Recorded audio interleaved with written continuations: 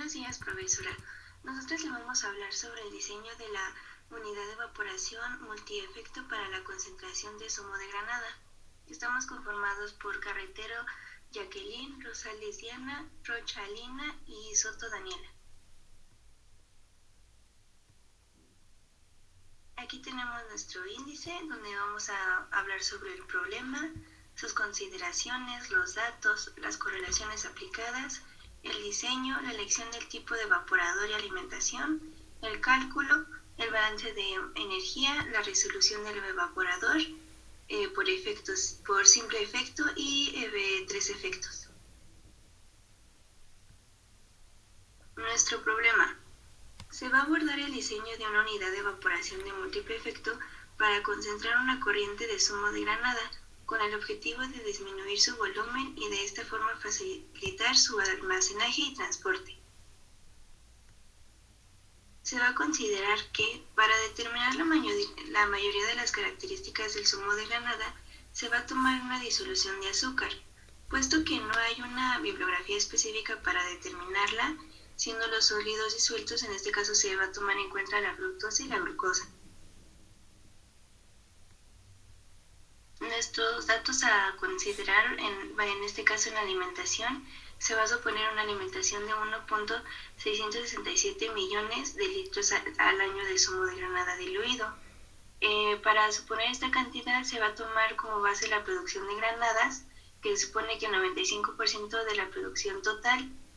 En esta cantidad el 10% se va a destinar a la producción de zumos y se toma una aproximación de que obtener 1 litro de zumo de granada diluido se necesitan 3 kilogramos de granadas.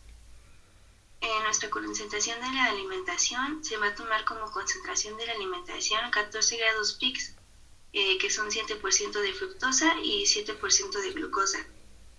En nuestra temperatura de alimentación se supone que la alimentación entra a una temperatura ambiente, que en este caso va a ser 298 Kelvin. Nuestra presión de vapor de la entrada de primer efecto tendrá una presión de 120 kilopascales. Este valor se ha determinado durante el diseño de la forma de la temperatura en el primer efecto y es importante de que no sobrepase una medida de los 20 grados Celsius. Para no intentar degradar las antocianinas, que son estas esenciales en el zumo. Y nuestra temperatura del condensador, esta abandona el último efecto si estuviera saturado y se ha establecido en 40 Celsius, de forma en la que la temperatura de trabajo del condensador será algo mayor debido a la elevación del punto de ebullición. Nuestra densidad de líquido, la densidad de la disolución del zumo en la entrada tiene un valor de 1.0836 kilogramos sobre litro, teniendo en cuenta esta medida ponderada de la densidad de la glucosa, la fructosa y el agua según sus fracciones másicas, como se va a indicar en la ecuación, donde PL va a ser la densidad de la disolución de la entrada en kilogramos sobre litro, es igual a 0.07 por la densidad de la glucosa más 0.07 por la densidad de la fructosa, que va a ser 1.69 kilogramos sobre litro, más 0.86 por la densidad del agua, que es 0.997 kilogramos sobre litro. Y por último tenemos la concentración de líquidos de la salida a efecto. La concentración objetivo en este caso será de 65 grados Brix, ya que es la habitual para la concentración del zumo de granada. Y bueno, nuestro esquema como datos de entrada será el flujo de 627.2 kilogramos sobre hora, la cual fue la sumatoria de los de los diferentes flujos al momento de entrada y salida. La temperatura del flujo inicial, que fue de 25 grados Celsius o 278 grados Kelvin. La entalpía, que todavía no tenemos el dato, que lo cual vamos a calcularlo. La fracción de 0.07 de la fructosa y 0.07 de la glucosa, además del 0.86 de la fracción del agua, que será de entrada. Al igual tenemos la densidad del, del líquido en la sacarosa de la que sea de 1.0836 y la temperatura en grados Celsius del grados Kelvin del condensador en 40 grados.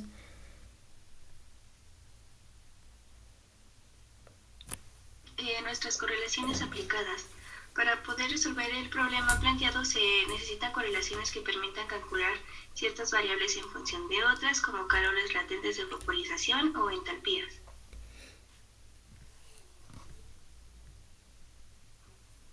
Las correlaciones que son referentes al zumo de granada, la disolución que va a tomarse para los cálculos será la disolución de azúcar.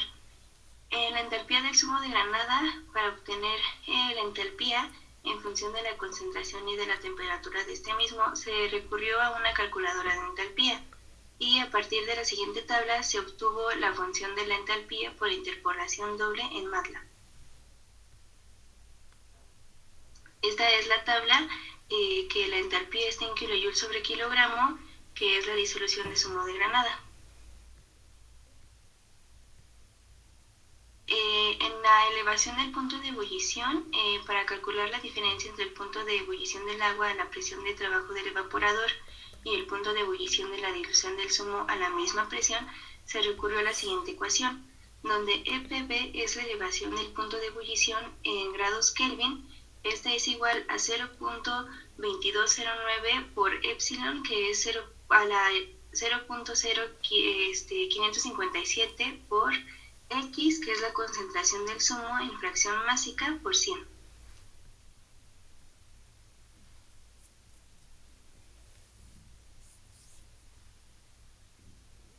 El coeficiente glomerular de transmisión de calor, teniendo en cuenta que el evaporador es de tipo tubos cortos o de evaporador Robert, se realizaron varios estudios en donde ofrecen las correlaciones para este tipo de evaporadores con procesos que utilizan diluciones de azúcar. En este caso, la correlación utilizada viene determinada por la ecuación que U es el coeficiente global de transmisión de calor, que es en kilowatts sobre metro cuadrado Kelvin. Esta va a ser igual a 0.00056 por 110 menos X, que es la concentración del zumo en fracción másica por 100, elevado a la 1.0025 por TL, que TL es la temperatura de ebullición en la disolución del zumo en grados Celsius. Y esto va a estar elevado a 0.8294.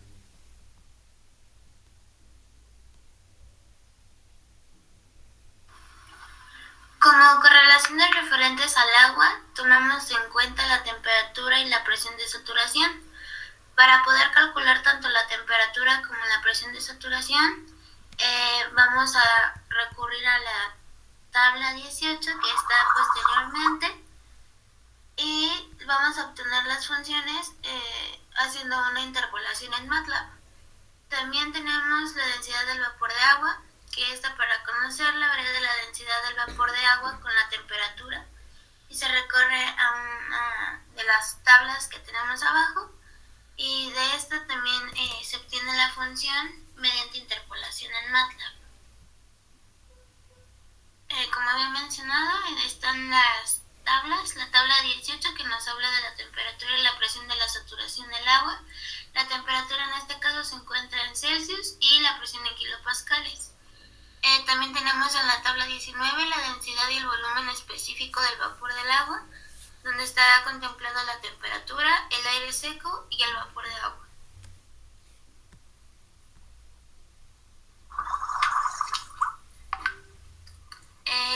Como correlaciones referentes al agua, tenemos la entalpía del agua líquida.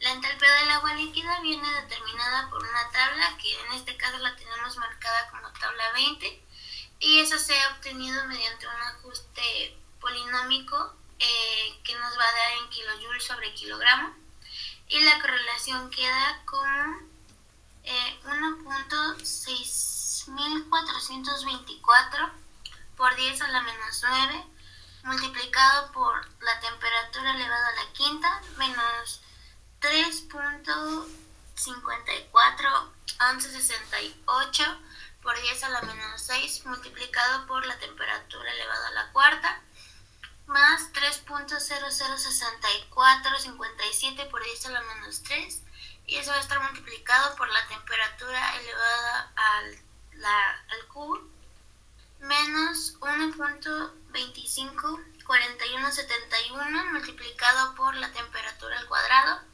más 261.020973 multiplicado por la temperatura, menos 21.791.9965. La temperatura nos va a dar en grados Kelvin y la entalpía en kilojoules sobre kilogramo. Posteriormente tenemos las tablas en donde viene la entalpía y la entropía de cada una de las temperaturas. Como correlaciones referentes al agua también tenemos el calor latente de vaporización del agua líquida saturada. Esto se va a obtener de la tabla 21. Se van obteniendo mediante la función del calor latente de vaporización del agua, que nos va a dar en kilojoules sobre kilogramo mediante este ajuste. Es el siguiente: menos 5.085 por 10 a la menos 7 por la temperatura a la cuarta, más 8.3949 por 10 a la menos 4 multiplicado por la temperatura al cubo, menos 0.5135 multiplicado por la temperatura al cuadrado, más 134.7664 multiplicado por la temperatura, menos 10.308.11, y esa es nuestra correlación.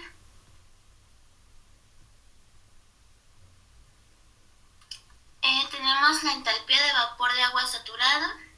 Para obtener esta entalpía de vapor de agua saturada se ha utilizado el calor latente de vaporización del agua líquida y la entalpía del agua líquida saturada, que esta es la ecuación que tenemos abajo, que es igual al calor latente multiplicado por la temperatura, y eso va sumado más la entalpía igual multiplicado por la temperatura.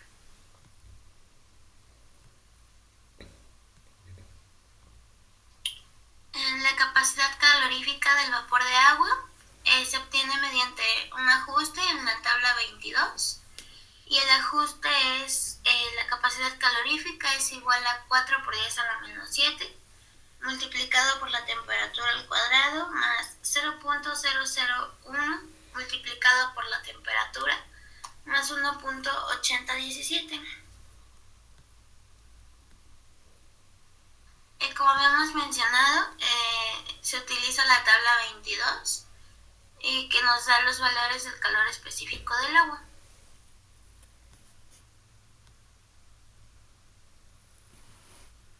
La capacidad calorífica del agua líquida, tomamos en cuenta los cálculos del condensador para definir una función que nos ayuda a determinar esto, y recurrimos a la tabla número 23.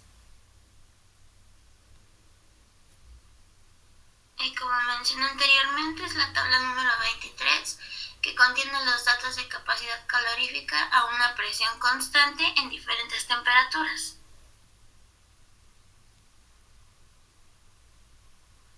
La entalpía de vapor sobrecalentado. Debido a que habrá corrientes de vapor de agua sobrecalentado, tenemos que calcular la función de vapor sobrecalentado a partir de distintas funciones ya calculadas de vapor de agua saturado y la capacidad calorífica, siendo la diferencia de temperaturas el aumento del punto de ebullición de la disolución de azúcar, que es la ecuación que tenemos en la parte de abajo, en donde consideramos las entropías y la capacidad calorífica. La diferencia de entalpías entre el vapor y el condensado, dado que ese proceso el vapor de salida de cada efecto es sobrecalentado debido a la elevación del punto de ebullición. Dicha diferencia de entalpías entre el vapor que entra de un efecto a otro de calefacción y el líquido condensado de salida viene determinado por la siguiente función, donde es la diferencia de entalpías con referencia a la fracción en la temperatura es igual a al calor latente por la temperatura más el Cp, la capacidad calorífica por la temperatura por el punto de ebullición por la fracción. En este apartado en el diseño se van a detallar todas las cuestiones referentes al diseño del evaporador. Elección del tipo de evaporador y alimentación. El tipo de evaporador que va a utilizarse será evaporador de tubos verticales cortos o evaporador Robert, ya que de acuerdo a la bibliografía es uno de los más utilizados y fiables para concentrar disoluciones de azúcar o en este caso de zumo. El producto se pretende concentrar no es excesivamente sensible al calor, puesto que puede aguantar temperaturas cercanas a los 90 Celsius sin degradarse. Elección del tipo de evaporador y alimentación. La alimentación elegida ha sido directa de forma que el líquido entra diluido por el primer efecto y sale concentrado por el último efecto. El líquido circula en el sentido de presiones y temperaturas decrecientes, lo que reduce el número de bombas en el sistema generalmente a dos, una para introducir la alimentación en el primer efecto y otra para extraer el producto concentrado del último efecto. Para el cálculo del área del intercambiador de calor del evaporador, una vez determinado la forma en la que va a trabajar dicho evaporador, se procede a calcular el área del intercambiador de calor de cada uno de los efectos. Aquí tenemos un esquema que es parecido al que tenemos al principio, pero en este más detallado. El balance de materia total del proceso. En primer lugar, señalaremos la entrada, que será el flujo, y las dos variantes, que será del vapor y del líquido. Se va a suponer en primera instancia que el agua evaporada es la misma en cada efecto, por tanto, B1 es igual a B2 igual a B3, por lo tanto, el volumen total se dividirá entre 3.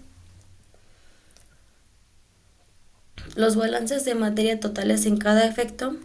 De los balances de materia totales en cada efecto pueden obtenerse los flujos de líquido que salen de cada uno.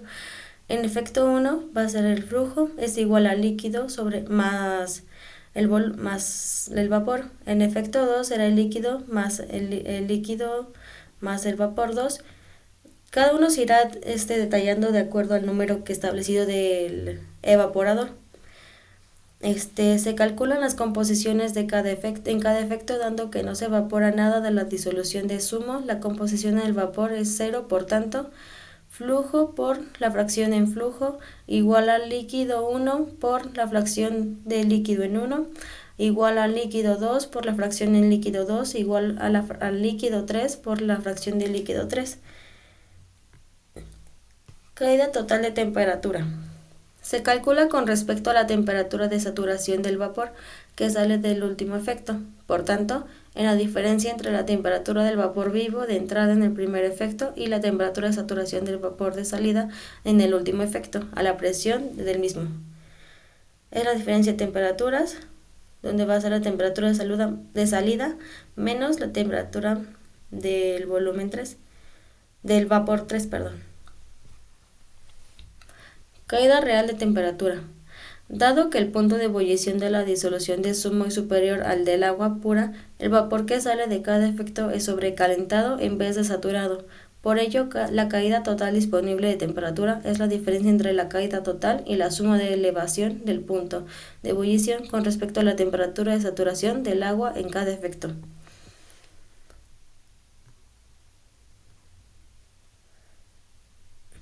Saldos térmicos en cada efecto. La caída de temperatura real debe repartirse entre los mismos efectos del evaporador.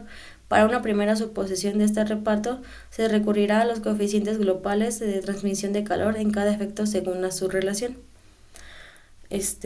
Para este caso, será la diferencia de temperatura en su posición en I igual a la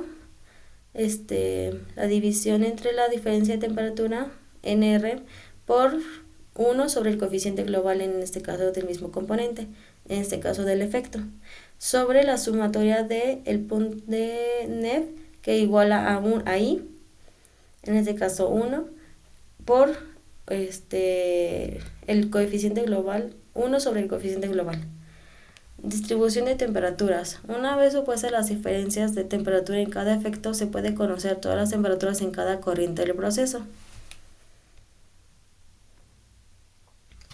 Balances de energía en los efectos. Conociendo las temperaturas en todas las corrientes, pueden resolverse los balances de energía de los efectos para saber los flujos de vapor reales en el proceso B1, B2 y B3, en el caso del evaporador de 3 efectos. Balance en el segundo efecto, donde sería el flujo menos B1 por la entalpía en L1 más B1 por la diferencia de entalpía en B1 por igual al flujo menos B1 menos B2 por la entalpía en L2 más B2 por la entalpía en B2. En este caso, en el balance en el último efecto, que será en dicho caso lo mismo, nada más que basado en L2, en el número 2, en el efecto 2, en el efecto 2 y en el efecto 3. Transmisión de calor en cada efecto. Una vez calculados los flujos de vapor, se pueden calcular las potencias térmicas en cada efecto. En este caso tenemos aquí que es el calor 1 igual a B1 por entalpía en B1 más el flujo menos B1 por la entalpía en L1 menos el flujo por la entalpía en F. El área de intercambio de calor con las potencias térmicas en cada efecto. Se calculan las áreas de intercambio en cada efecto según la ecuación.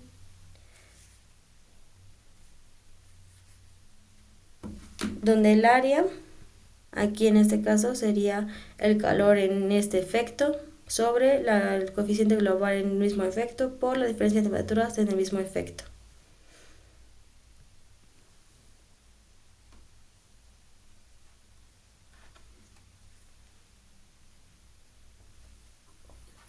Bueno, vamos a continuar con el cálculo del área del intercambio de calor.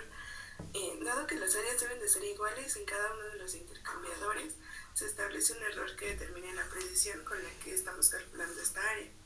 Y nuestro error va a ser igual a la sumatoria de 1 hasta el número de intercambiadores que tengamos o de evaporadores, multiplicado por el área en 1, menos el promedio del área en 1 entre el área en 1. Y después vamos a recalcular los saltos térmicos en cada efecto, que va a ser la diferencia de temperaturas en I, que es igual a la diferencia de temperaturas en I por el área en I entre el área en I promedio.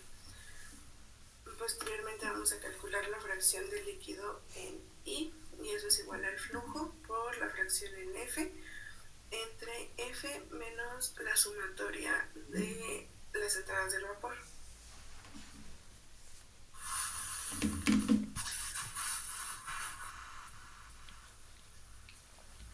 Una vez que las áreas convergen y tengan el resultado, se calcula el consumo del vapor vivo. Y esto va a ser mediante la fórmula S es igual al calor en 1 entre la entalpía latente. Posterior vamos a calcular la economía del vapor, que es E es igual al volumen total entre S y el vapor condensado, que va a ser el vapor en el intercambiador, va a ser igual al vapor total menos el vapor en I.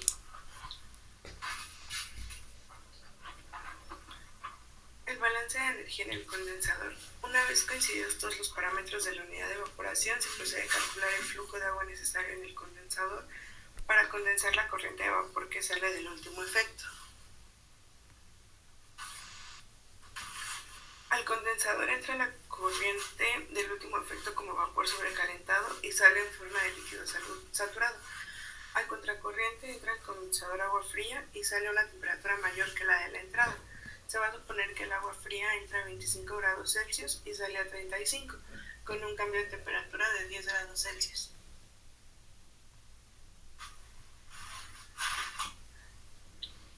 El balance de energía es el siguiente. El vapor en el intercambiador por la delta de la entalpía va a ser igual al flujo másico en A por el Cp del agua por la diferencia de temperaturas de salida menos la entrada. y esto va a calcular también el área de intercambio de calor en el condensador, que será de utilidad para análisis económico, que va a ser delta T ml es igual a la temperatura del evaporador menos 35 menos la temperatura de vapor menos 25 entre el logaritmo natural de la temperatura del líquido menos 35 entre la temperatura del vapor menos 25. El área necesaria, por lo tanto, va a estar definida como el vapor por la entalpía entre el coeficiente global de transferencia por la delta TML, teniendo en cuenta que el coeficiente global de transmisión de calor para el condensador a las condiciones que estamos manejando es aproximadamente 2.555 kilowatts sobre metro cuadrado Kelvin.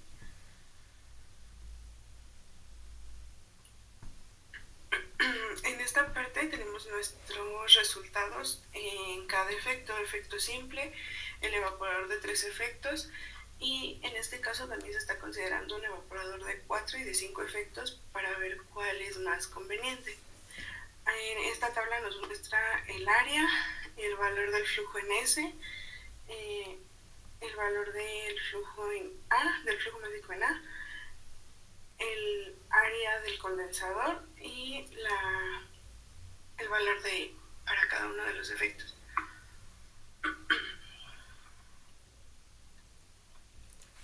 Y de manera gráfica podemos ver cómo va cambiando el área de acuerdo al número de efectos. En la primera gráfica, en la segunda el consumo vivo del vapor y en la última el área de refrigeración.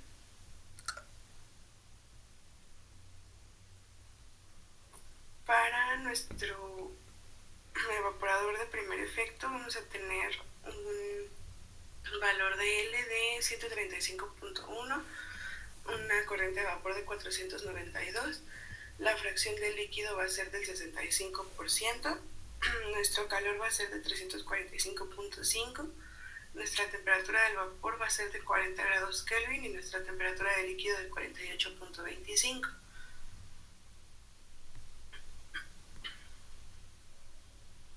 Y por último, en esta tabla ya tenemos nuestros resultados de los 3 efectos que se van a ocupar. Para el primer efecto tenemos 470.4 de valor del líquido, 306.7 para el segundo efecto y 135.1 para el tercer efecto. De vapor vamos a tener 156.7, para el segundo 163.7 y 171.7. De esta forma vamos viendo cómo cambian tanto las fracciones, el calor que se va a transferir en cada una de las etapas y las temperaturas de acuerdo al cambio del calor. La temperatura va disminuyendo debido a que al final queremos obtener un líquido concentrado en nuestra corriente que va al condensador.